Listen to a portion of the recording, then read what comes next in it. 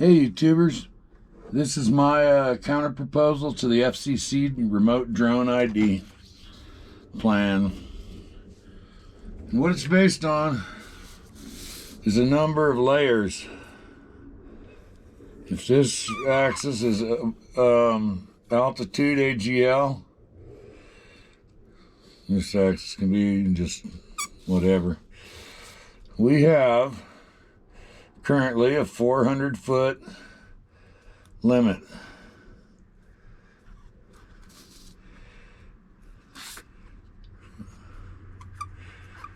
And for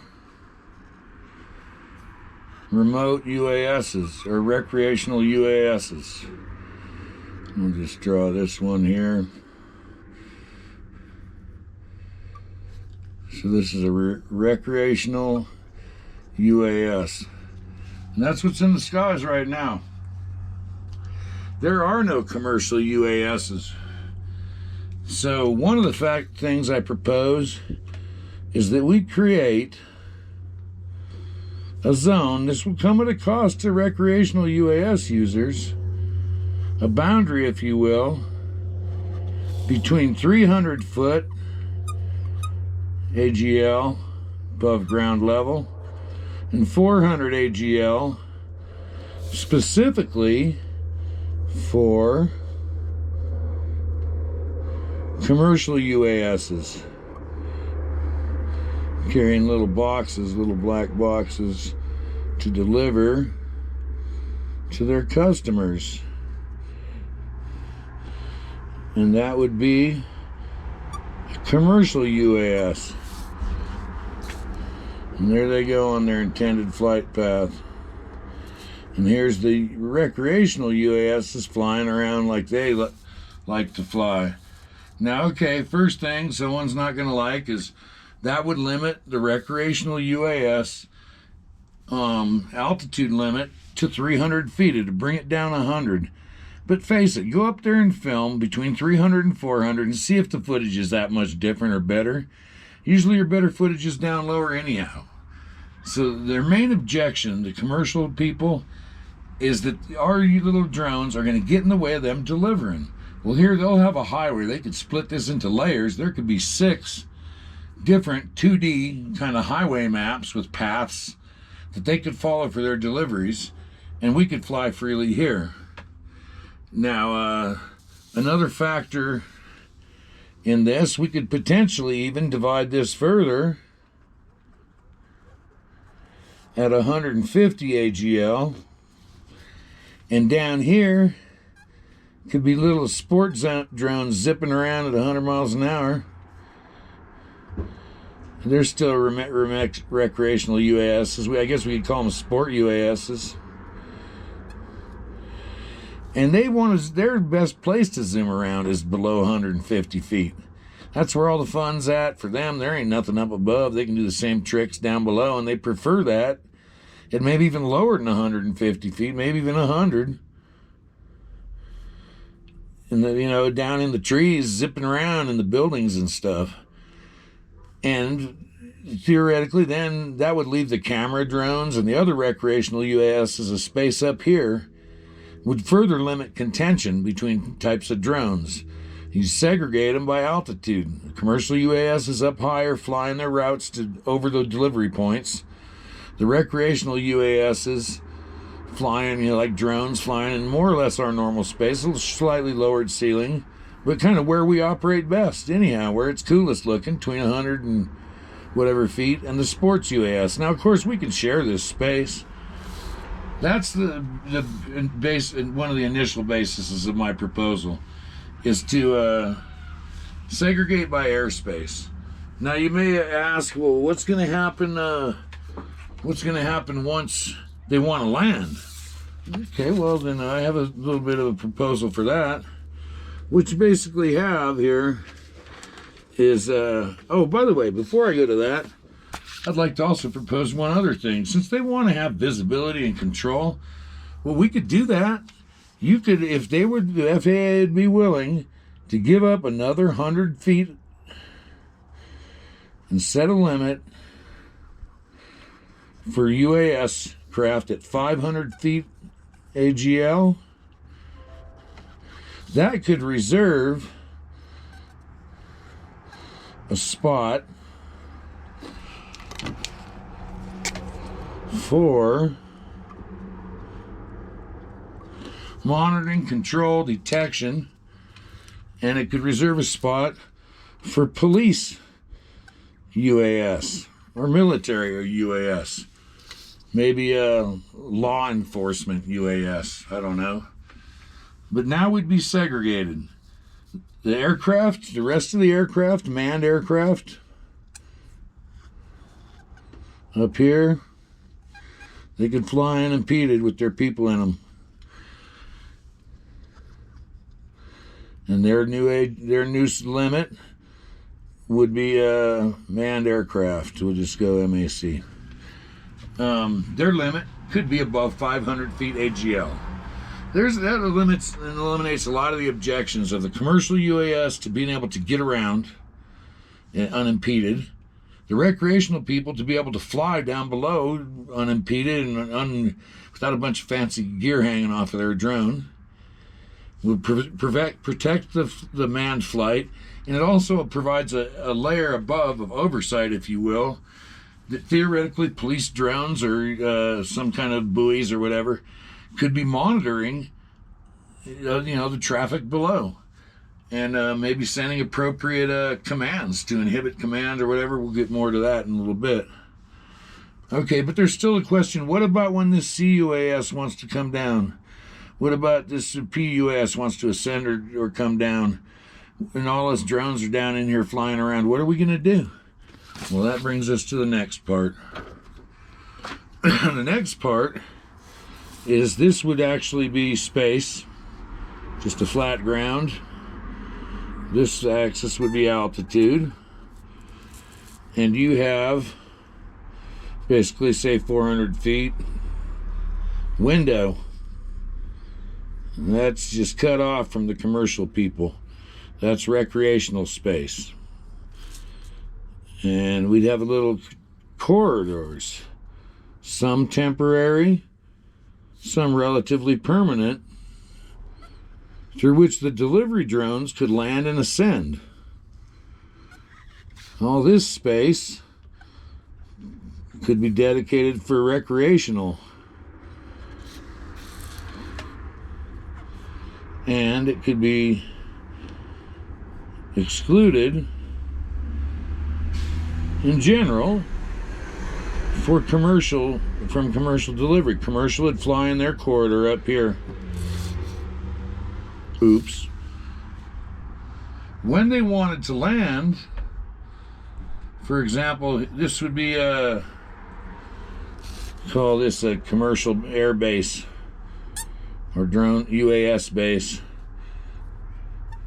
And that's the place the drones may take off from and return to. Pizza Hut, Amazon, Hub, whatever.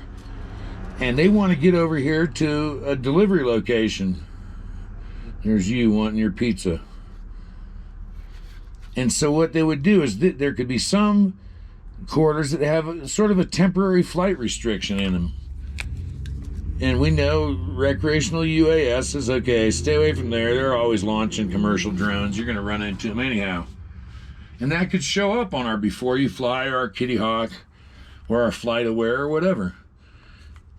Then what could happen is they come to negotiate a temporary flight restriction in a cone, basically, a narrow cone, and they'd get a TFR telling other drones showing up in their area maybe a minute before, showing up on your controller, even if that'd be easy to modify, saying, hey, this drone is going to be landing and this drone over here is going to be ascending during this time. Avoid this airspace, this little tiny cone. Well, that's not infringing on the RUAS guys. It would show up on our thing. For that matter, we'll get into details. You could enforce this easily without the police drones, up here in this layer above. This could be the commercial highway pipe, where most of the drone traffic is lateral. It gets above, comes out, goes through the super pipe, and then it requests and negotiates a pipe down above your house. It's a little cone. And all the other drones are notified, hey, don't fly over there. Here comes Amazon delivery or Pizza Hut. They come down and deliver. So that's my proposal for how to allocate and segregate, if you will, the commercial airspace and avoid problems and eliminate contentions and conflicts and catastrophes. Okay, so the way I propose to do this is, that's the physical segregation, but we also need to have some sort of electronic segregation. And the way this might work is, say there's a commercial UAS. I'm going to draw it just like a little semi-truck, because that's what it is. It's like a semi-truck on the roads now. And it's delivering a little box for Amazon or Pizza Hut or whoever. And there's your old CUAS moving along on its flight path. Now it's getting ready to descend. And then right up here is its intended point of descension. Slightly before that, and maybe all the time, I don't know, it can broadcast what I'm calling a position advisory signal. Wouldn't take much of a transmitter to do it, but just a simple, it could be burst so it doesn't take up frequency spectrum. It could be a single small carrier. But this position advisory sensor says, hey, watch out, commercial drone, I've got the right of way. At the same time, it could also be sending a radio frequency ID query. RFID is those little tags Walmart uses. They stick on their boxes and they can track that box right down to where it's at. They can track that box all over the US. Okay, so over here is flying a drone, a little RUAS, recreational UAS, unmanned aerial system.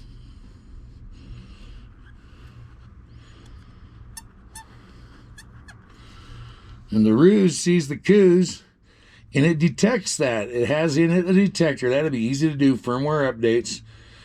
And it detects position advisory signal from the coos. Okay, at that point, it's got to detect the signal. And at that point, what you could do is it'll send on the telemetry, send the signal via telemetry. And it now does a little wireless connection down to the controller. Where on the controller, with just another easy software or firmware update, or even in the phone app, you know, the DJI Fly app that you use, will get a position advisory signal alert, yellow alarm or whatever.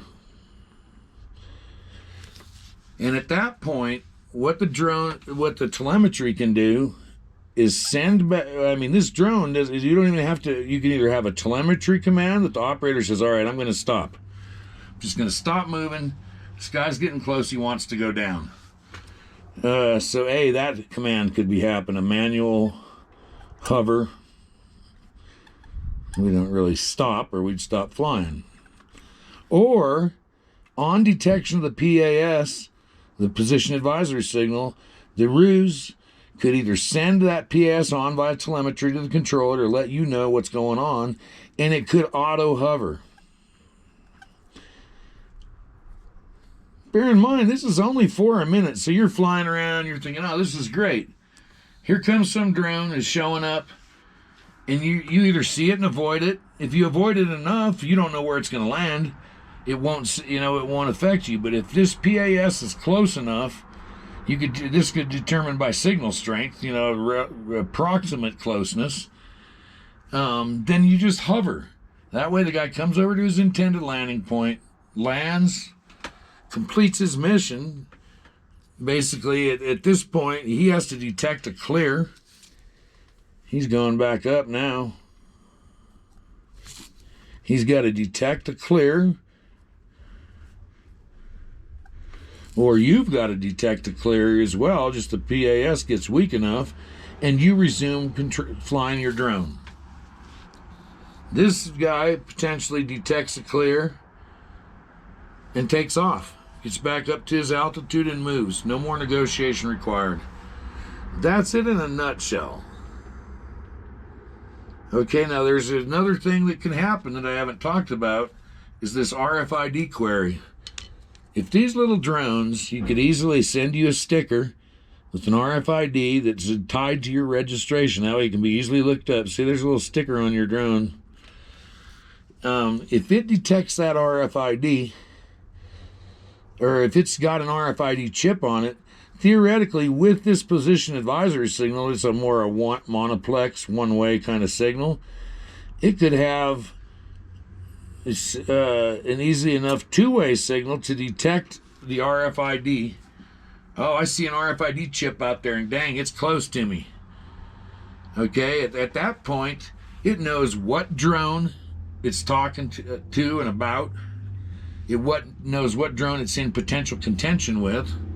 It will know that drone's actions. This thing is going to have sensors to land, so we'll be able to see if a drone is in the way. With a FLIR, or I don't know, or an RF type of source, it could quickly scan that drone registration. At least it would have a visual of the drone, and it would see, okay, the drone is out of the way. It's just sitting there hovering. It can continue with its thing. That is it in a nutshell. You temporarily suspend commands if you're in the area of a point of contention. If we fly away from places where there's going to be deliveries, this will never affect us. All it requires on our part is an RFID chip and tied to our drone serial number and maybe registration. But that's if you want to identify who it is. If you just want to get out of each other's way, which ultimately is theoretically the whole idea behind a lot of this, and allow these services, well, then all they got to send is a position advisory signal. It's a low-cost transmitter. It could easily be put on there. And all we got to do is be able to detect that signal. That's easy enough, too. And then just set up an auto hover type of configuration. As technology develops, we can have more of an interchange and a protocol and figure out, does this guy need to have a deviation path to get around where this